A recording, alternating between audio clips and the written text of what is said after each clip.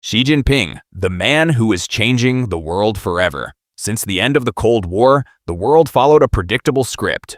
Globalism, Western-style capitalism, and American hegemony were the undisputed rules of the game. But today, that script is being shredded. At the center of this seismic shift is one man. He is often described as the most powerful Chinese leader since Mao Zedong. He is a man who survived the brutal purges of the Cultural Revolution to eventually command the world's second-largest economy. Today, we are diving deep into the life, the rise, and the radical vision of Xi Jinping. From a princeling living in a cave to the chairman of everything, this is the story of how Xi Jinping is reshaping not just China, but the entire global map. To understand the Xi Jinping of 2024, you have to understand the trauma of 1966.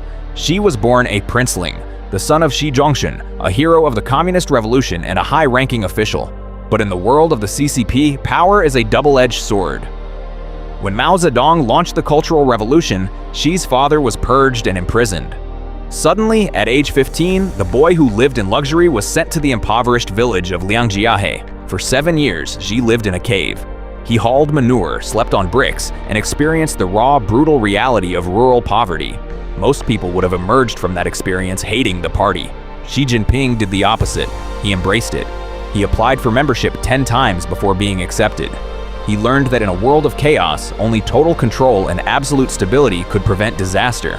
This cave years narrative is now the foundation of his political persona, the man of the people who understands the struggle. Xi didn't take a shortcut to the top. He spent decades as a provincial administrator, carefully avoiding scandals and building a reputation for being a clean and disciplined leader. By 2007, he was promoted to the Politburo Standing Committee, and in 2012, he achieved the ultimate prize, General Secretary of the Chinese Communist Party. But the China he inherited was at a crossroads. Corruption was rampant. Local officials were more interested in lining their pockets than following Beijing's orders. Almost immediately, Xi launched a massive anti-corruption campaign. He promised to hunt down both tigers, the high-ranking elites, and flies, the low-level bureaucrats.